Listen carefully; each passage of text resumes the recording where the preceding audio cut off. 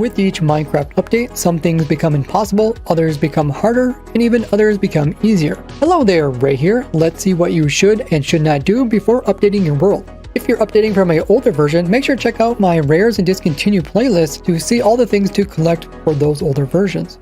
In 1.21.5, you could sprint and then hit a boat. This would cause it to slide forward and also wobble. But if you would do this and then ride the boat right as it's wobbling, there would be a desync between client and server side, causing the boat to clip through the blocks, allowing you to clip right underneath of any solid block. Tricks like this used to work in the past, but most of them can no longer be done unless you have a hack client, as if you try to do it in 1.21.6, it no longer works. So if you want to clip through the ceiling of somebody's base, you want to do it before upgrading.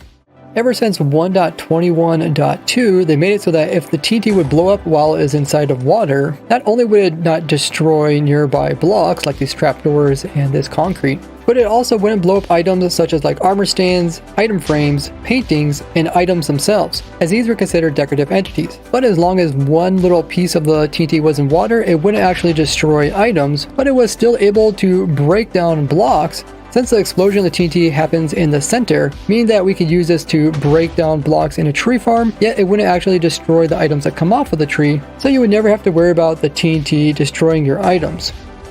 So in 1.21.6, this was changed to revert it back similar to how it was prior to the 1.21.2 update, where now it will also destroy items, as well as armor stands, but it won't destroy paintings or item frames. So if you want to create a powerful tree farm where you can destroy the tree instantly and never have to worry about the items getting destroyed, you want to do it before upgrading. Otherwise, you can build this tree farm that I designed that can do 13 different things all in one, which does not depend on the TNT changes. You guys can look forward to that video soon.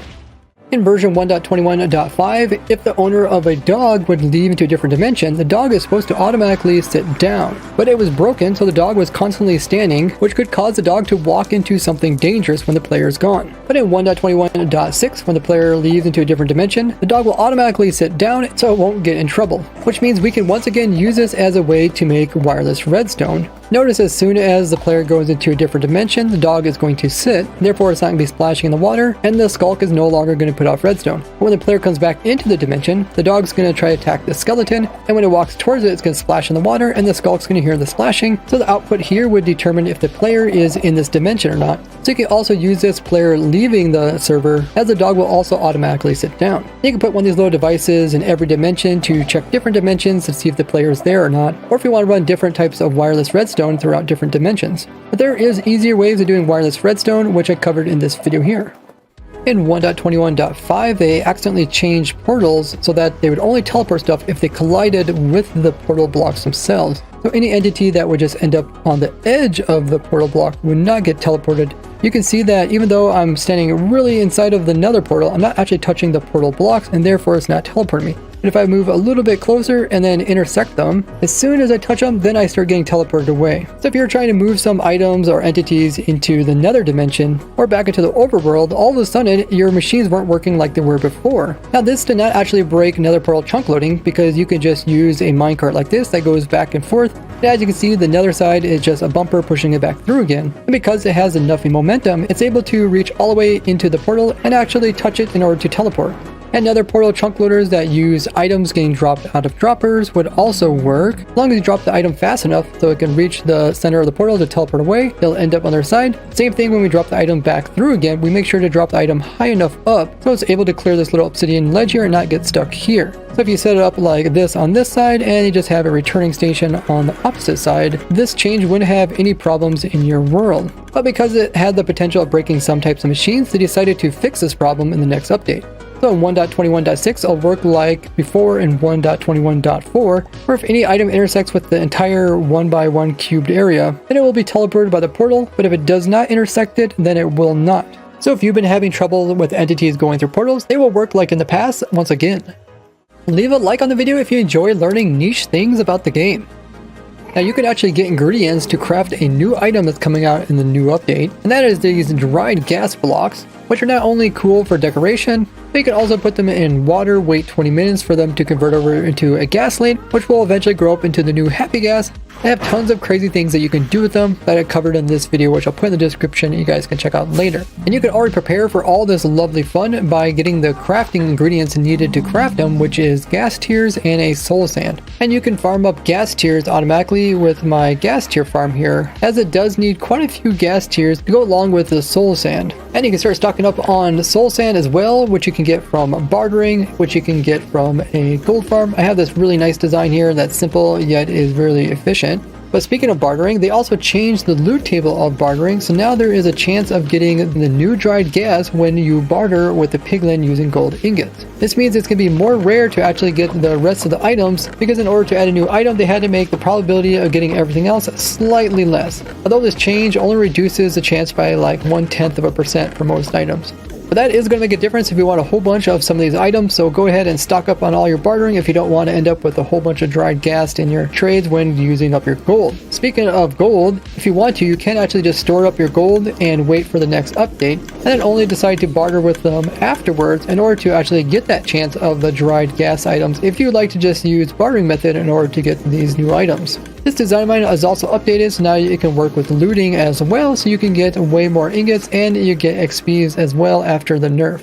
And you do need to place this in water in order to get one of the new advancements, which is Stay Hydrated, which is a new advancement found in the Husbandry tab. There's also a second advancement for putting a creaking heart between two pale oak logs. This is called Heart Transplant, which is a new one in the Venture tab. But you'll have to wait for the actual update before you can get these new advancements.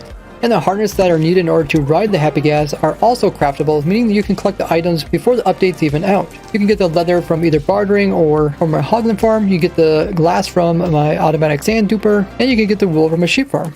Another new item that's coming out in the next update is the Tears music disc, but this cannot be crafted like the other new items, but rather you just have to send back a gaseous fireball and hit it with it. This will have a 100% chance of dropping the disc. But what you can do is start building this farm of mine, which actually lets you automatically farm up an infinite amount of these new discs. And in my opinion, it's one of the best sounding music discs in the game, so you might want to grab a bunch of them, especially if you're on a server where you can sell them to others. Leads also have a whole bunch of cool new uses, which I covered in this video here, and you can prepare for this by making a bunch of them ahead of time, although the recipe also changes in the version, so it no longer uses a slime ball, but instead just uses another piece of string. In which case you might want to actually wait until this update comes out, because getting string is cheaper as you can easily get tons of it from bartering piglins. Or getting slime's a little bit more annoying, but if you want to, I do have the simple slime farm that can be built almost anywhere. Another new crafting recipe is for saddles, so you no longer have to farm them from like AFK fishing or raid farms from the Ravagers, but rather you can just use 3 leather and a iron ingot. So if you want to make a bunch of them, you can go ahead and stock up on leather and iron, and then do all the crafting in the new version. Now hiding from other players on servers is going to be more difficult because now they added this locator bar at the bottom near your hunger bar and hearts. And since it's being added into all servers by default, and it doesn't matter how far you go away, you will always show up on it. And even if you're not in line of sight, the indicator will still show up. If you don't want to be seen by other players, you can always still hide by putting stuff like mob heads on top of your head. This will hide the actual little indicator on the bar. Notice it vanishes. Or you can put like carved pumpkin on your head will also do it. Or just crouching, which who wants to crouch all the time? Or you can use an invisibility potion so you make sure you don't show up. But if you are a server owner, you can disable the locator bar. And this is under a game rule called locator bar, and just set that to false and then it will vanish for everybody. So you might want to prepare for this by getting yourself a mob head. Make sure you're a subscriber to see all the crazy stuff that I'm up to. Mobs that shoot projectiles are going to be more dangerous in future versions. This is because they will no longer end up accidentally hitting mobs that are beside them. Where previously, if there was a mob kind of near the center of the mob that was shooting, it always end up hitting the mob in front rather than shooting through the hole. But now the arrows will ignore entities that are near them, at least for the first 2 game ticks. This means that mobs can shoot projectiles really close to other mobs without hitting them, but the likelihood of it hitting an entity on the side increases the further the projectile goes outward. Which also has the benefit of you shooting projectiles right beside other entities without it accidentally clipping it, which is nice if you're fighting in a group of people.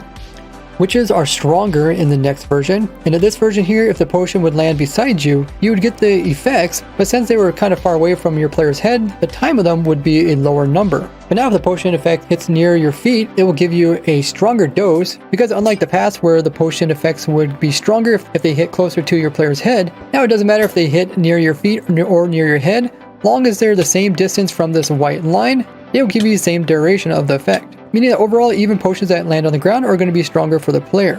But this resolves a bug when it comes to stacking a whole bunch of mobs in a single spot, like in my easy slime farm using allays and infested potions, as well as oozing potions, where when the lays get hit by a potion, it would only give one of the lays a full effect, where all of them were getting a lesser dosage, meaning that we would have to use up more potions because of this problem. But now with this change, a single potion will last the entire 3-minute duration, meaning we can increase the duration between splashing potions, and therefore we're going to save potions overall. Every mansion you have ever explored is different than the mansions which are going to be in 1.21.6. That is because for the 9 years that they've been around, you've never ever seen this room. This is a new room that's coming to the mansions in 1.21.6, where it has a chance of spawning in on the top 2 levels. In here you'll find flower pots full of the allium flowers and some vines. We also got a cauldron with water, and there's also a chest which also has some more flowers. Where prior to this update you would have a chance of getting one of these 4 rooms, now you also have a chance of getting the new one. So just by having one of these old mansions in your world, you potentially have a discontinued structure. It's no longer possible to actually click a rocket up against a block if you're already in elytra mode. Now I'm not sure why anybody would want to do this, because this change actually makes it really helpful when it comes to flying. Because before, if you tried to launch in a small area like this, and if you were aiming at a block, it'd always just launch a rocket up against the block, even if you were in flying mode. But now that has changed, so if you're in flying mode and you click up against a block, you're actually going to get the boost from the rocket rather than it launching from the block. So let's go ahead and do it. We're going to go into elytra mode and then click against the block here, and you can see it causes me to fly, which is great for getting out of really tight areas, especially if you don't have any air spot to click on. So you no longer have to look straight up whenever trying to get out of these small areas. But if you did some kind of combat where you would launch rockets at people while flying with elytra, this is no longer possible. See more rares and collectibles in this playlist here. And thanks guys for all the support over the years. I'll see you guys the next one. Bye bye!